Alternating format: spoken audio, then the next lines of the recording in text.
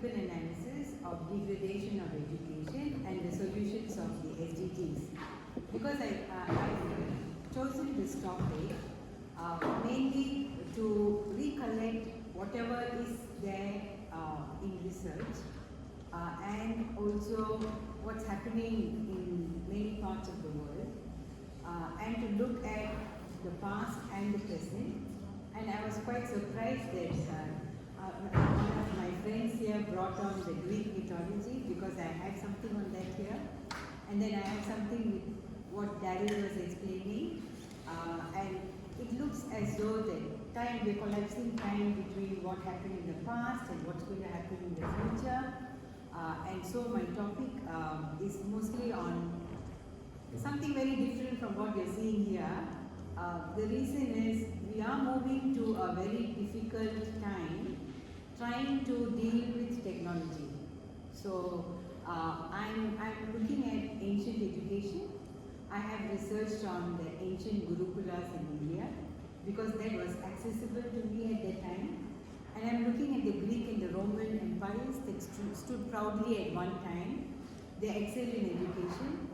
And what the particular point that I always worked on was on educare, where you can draw out the values from students, draw out their virtues from students. That was the particular concept that I worked on in education.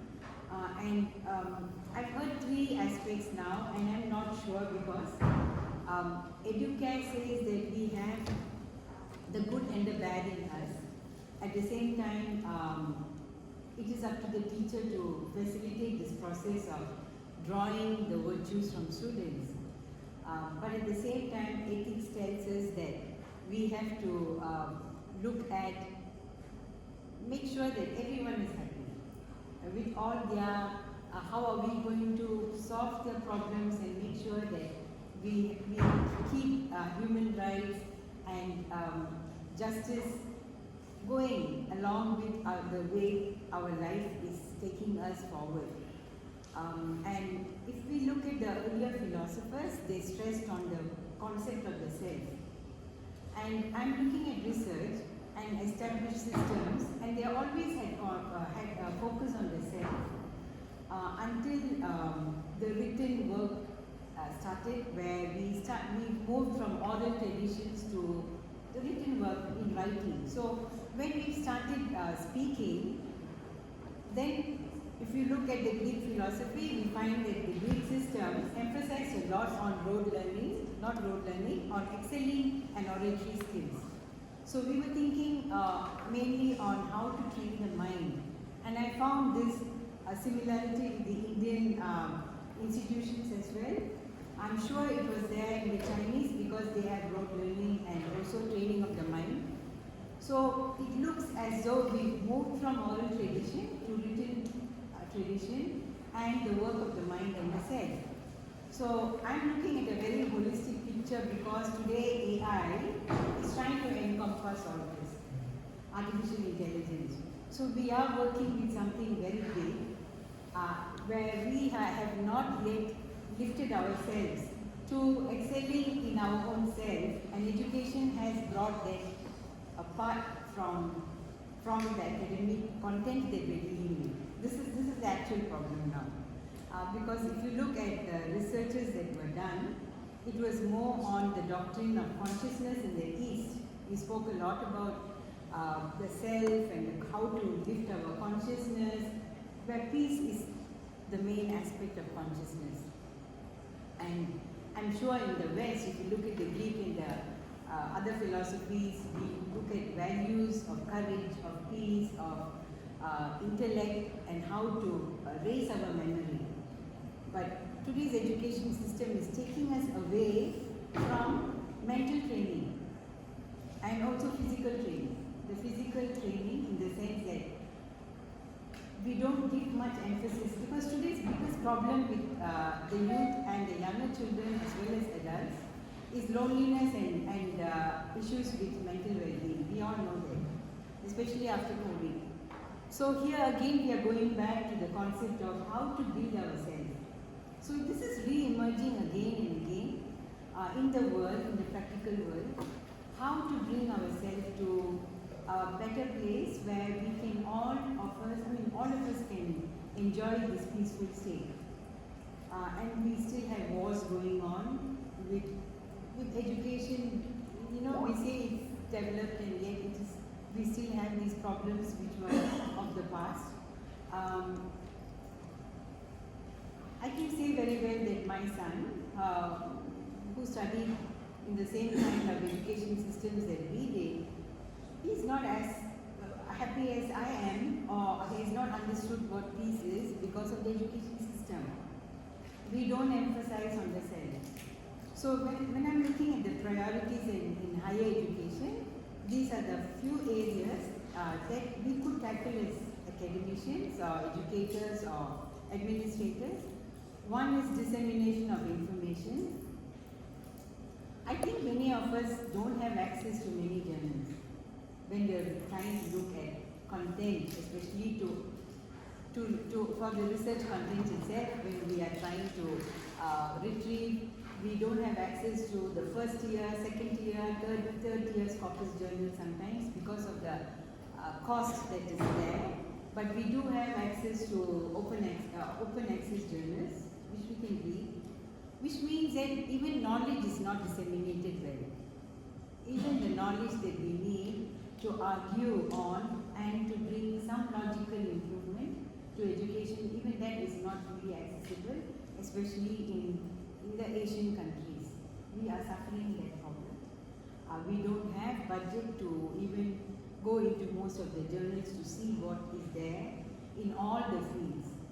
And so, so we can't argue to say that there is a voice that needs to be heard, and this is again argued always in the SDG. When I look at their forums, they're talking about inequality, gender, justice, human rights, and it can never happen because of this problem that we have with the access to journals in higher education. Second is power and accountability. We know that this is also not very, we don't have access to many different aspects of education, where even though we have done our PhDs, or many of us are doctors here, and yet we know where we stand in our own university and how much of help we need to make change in the community itself. The other issue is that there is lack of coordination between education, knowledge management and implementation, and industries. So I remember Abdul Kalam's word, the President of India, before he passed away, his book on the Wings of Fire. It's a beautiful book.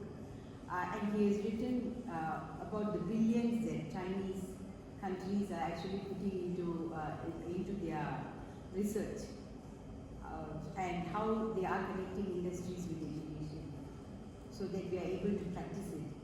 And what's happening to us is we are disconnected there as well. We have the education institutions, we have industries, and we don't have a working relationship, so that many of the youths can actually go into internship in their own specialized discipline. So this also takes a lot of work from, I don't know who's going to do this middleman's work, but there are online educational resources available now to all of us. So I was just talking to a few of them, wondering whether we could all join together and do some podcast online and bring this information together in many of our countries, which is not very difficult, especially when we have free Zooms and you have all this media that is going on. And I noticed that the younger group, they don't want to read a 300-page thesis. They're not interested. I mean, not even 3 pages. Am I right? Please, 3 pages is fine. Yeah, 3 pages is fine. But then our thesis is 300 over, sometimes 200 over. And we tell our students you need to write 100,000 words, between 80,000 and 100,000 for education. And in real life, I don't think anybody has the time to read or even they're interested in reading. But whereas putting a podcast online and real people talking, I think people will be interested. And if we can bring on on the topics that we are discussing today, and I think I brought this up with Darren as well. We could move forward with AUSM and our work on social media. So, excuse me. And then the knowledge management and practice. This is been even Aristotle. If you look at the earlier philosophers, they've spoken about knowledge and how until it comes to practice, it is not real knowledge. And David Cope, he has spoken a lot on his research is mostly on how to implement knowledge, and that is very important in science as well. So this is not happening with a lot of theoretical knowledge that we have, and is not gone into practice, even with peace work in peace and justice. This is a very long text, but all it says that if we are sick and we want to have medicine, our body may say, no, I don't want to take this medicine, but then the rational thinking or the rational mind will push us to take some medicines when we are sick. It's just to let us know or to re-emphasize that intelligence rules our mind, has to rule our mind and emotions and body. So the rational part is very important.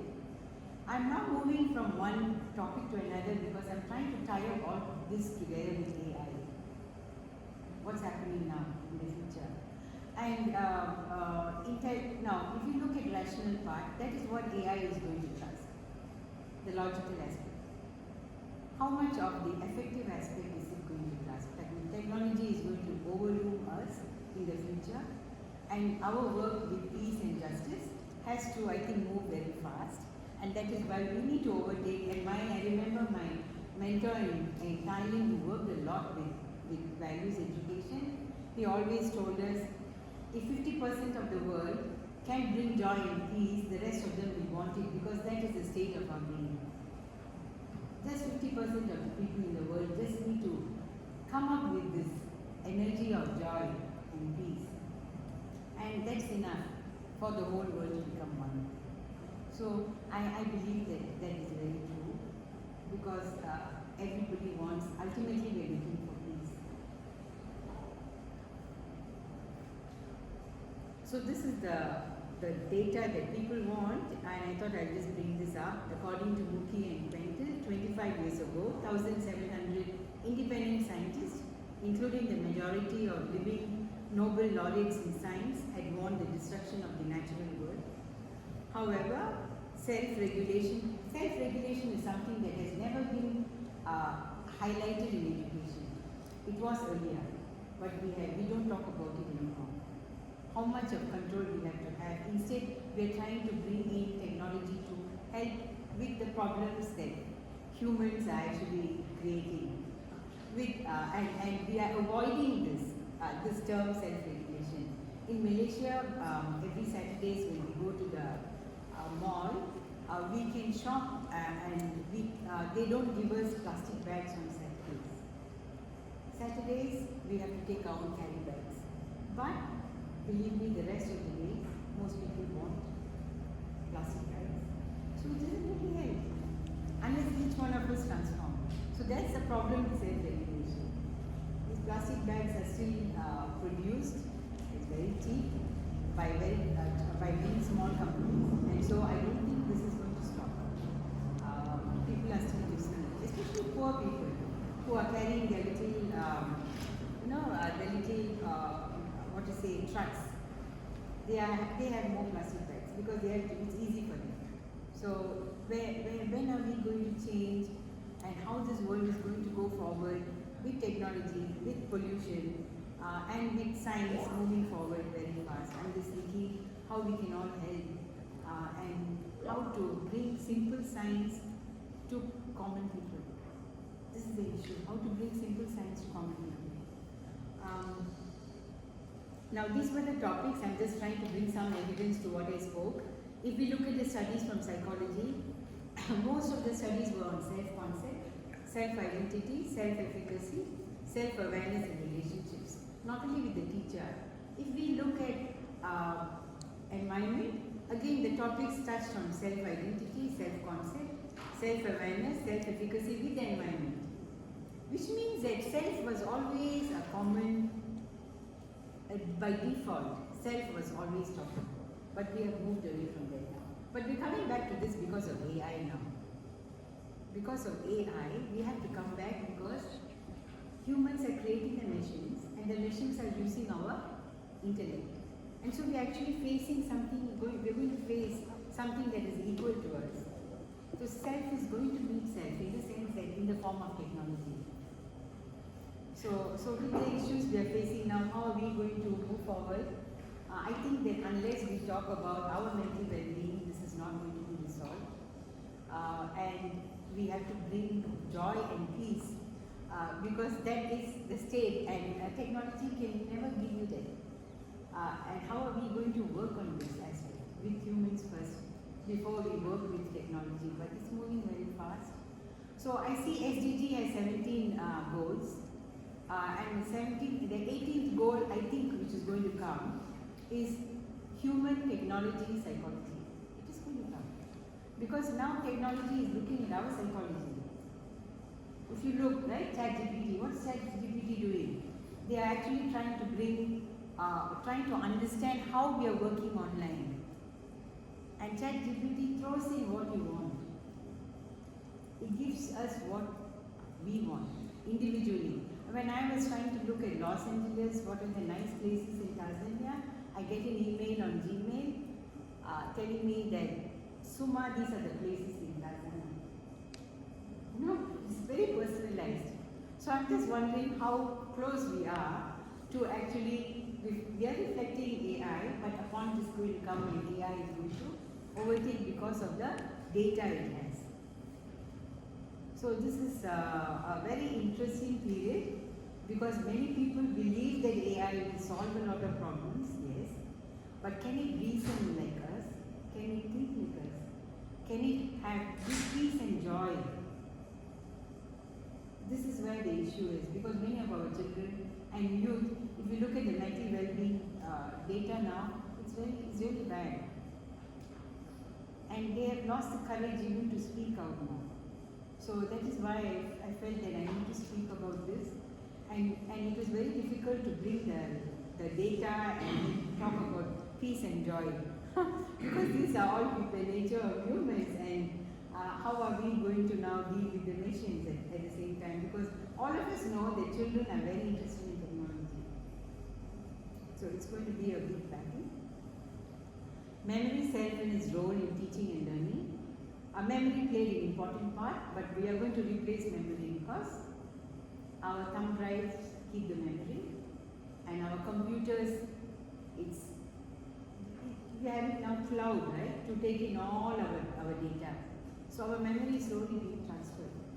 But what the research says now is that simple skills will never be, it will never go extinct, but complex skills are going to be extinct.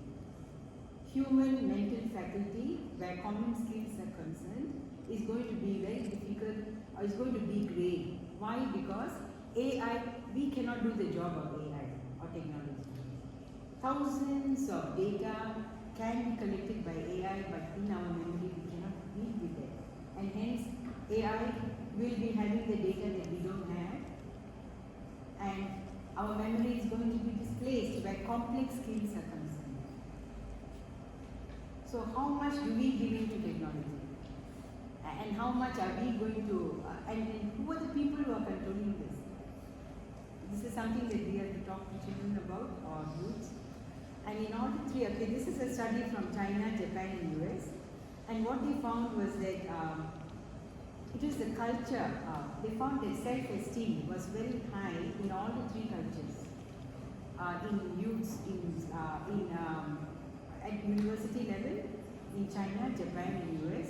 I thought I'd just bring out this study to say that it is the culture, and it is the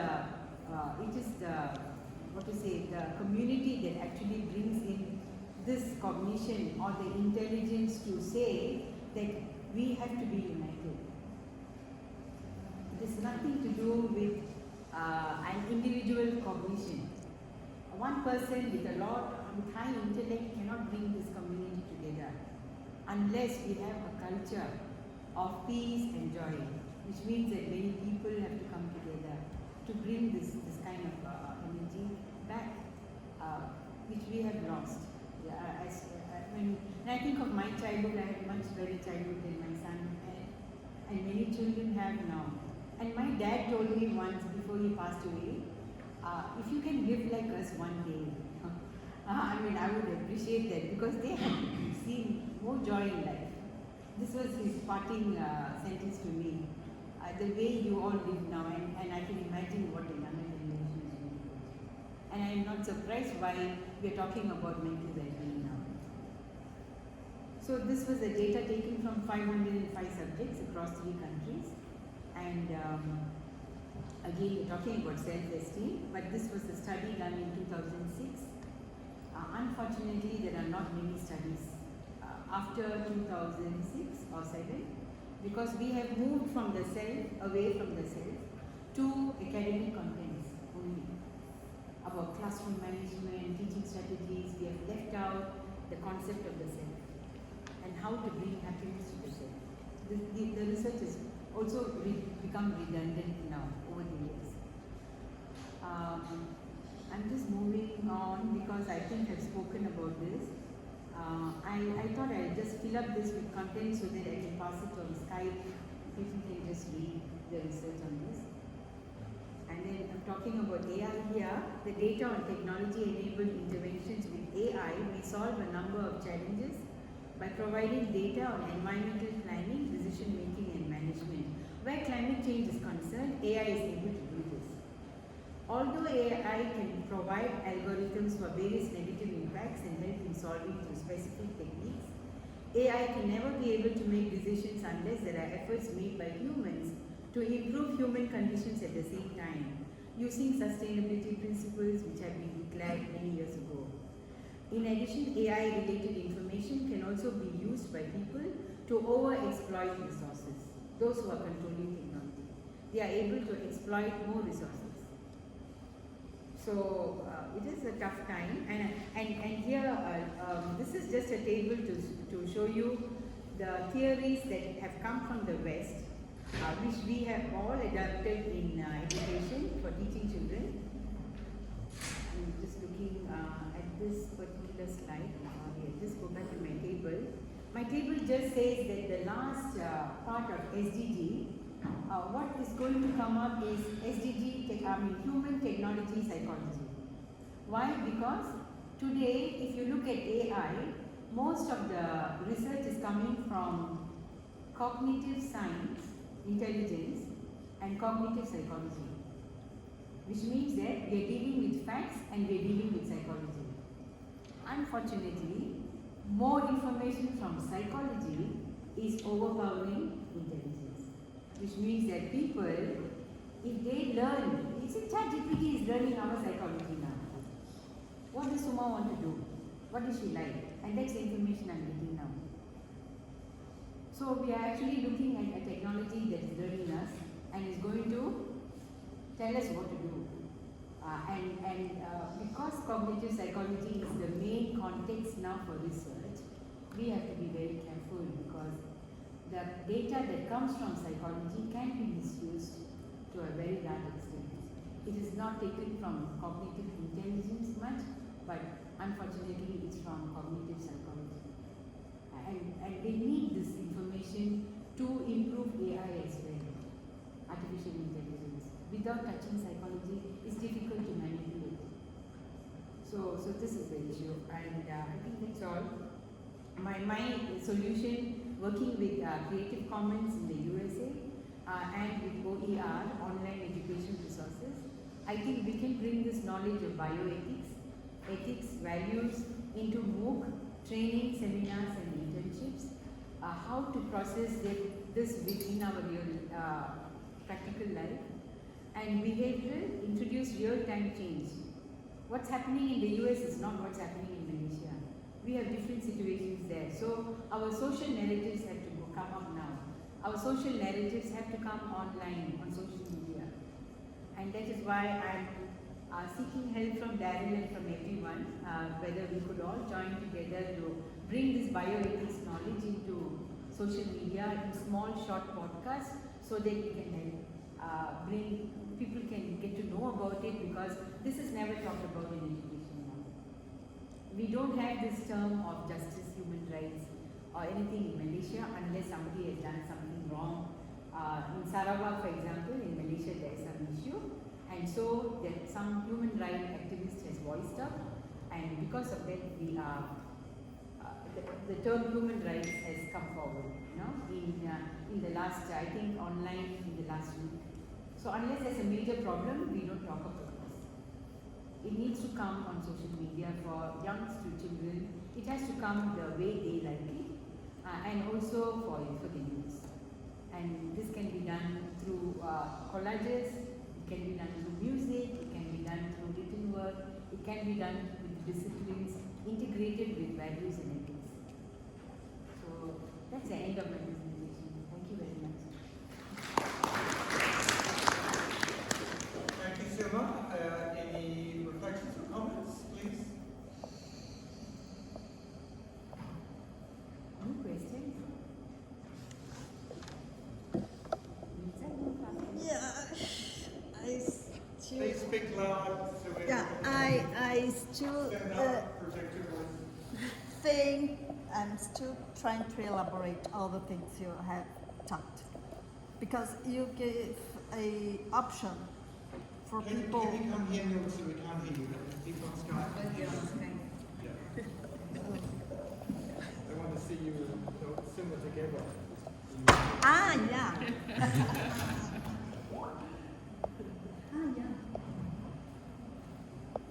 Hi everyone. Hi everyone. Suma, I appreciate your presentation, because somehow it has some answers for my questions that are already about how students are aware of a thinking and about bioethics, about relationships, and just think about fighting.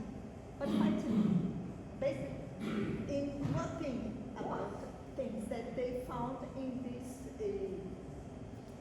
superficial place, I should say, because we have no access to several things first, and it's useless to have complex ideas second, and also they are not stimulated to have their own ideas and be free and be accepted.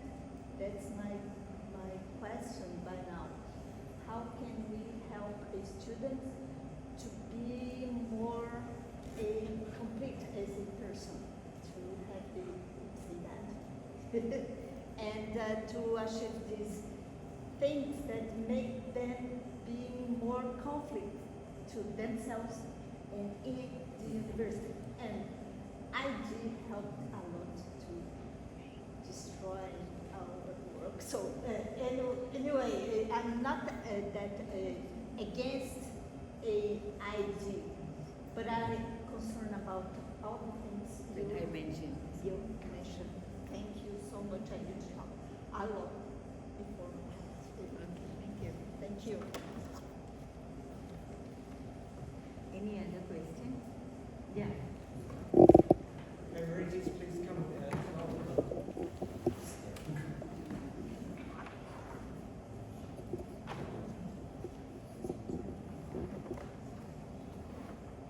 Hello, everyone. So I would like to just agree with what you said earlier, that complex tasks right now are becoming instinct, would most likely will become instinct, but simple tasks will not. So I'm an IT faculty in the Philippines, and when I give students the tasks that they have to do, they would go to ChatGPT and create a program for complex activity that I am giving, and it's easy for them to do that. But the simple thing of analyzing what have they submitted or what have they done, they cannot explain that simple line that when you think about it, it's very simple. So that's what I would like to say, that yeah, complex tasks are we usually would like to get away with it, but we forget that when you really will analyze and do it on your own, it's very simple how to do it. So that's it. Thank you. Thank you. Other comments or questions, anyone?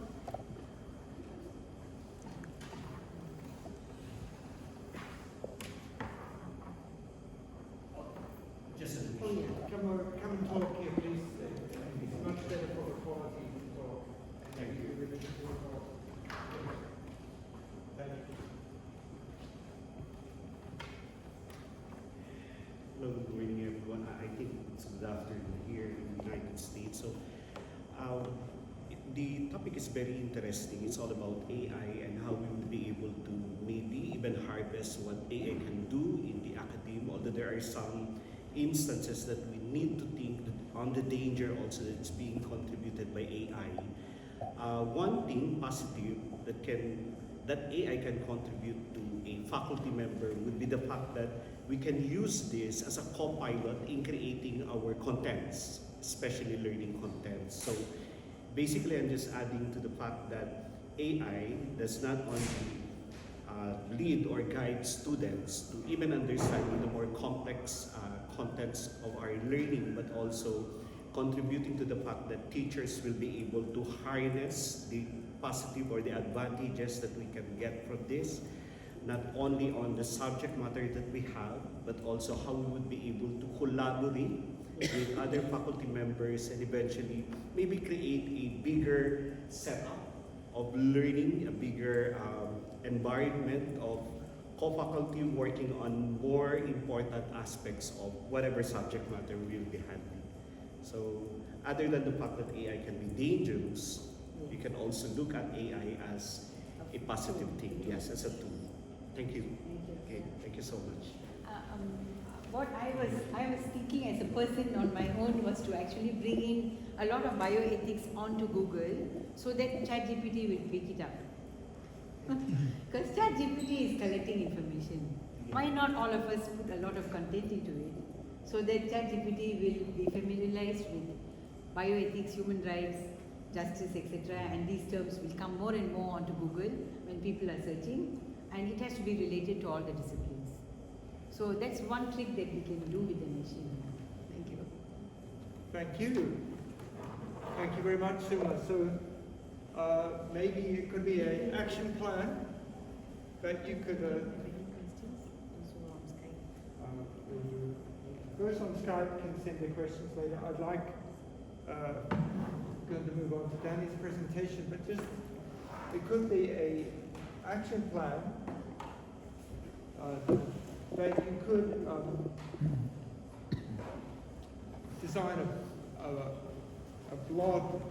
a bot to dump bioethics onto the internet, because you can't compete with unless you use bots or AI systems to dump information, because that's what political campaigns and other people trying to influence AI, the content on the internet, you need to use the same thing. So some of our AI colleagues and computer colleagues design a bot to dump bioethics every day, billions of bioethics essays on the internet.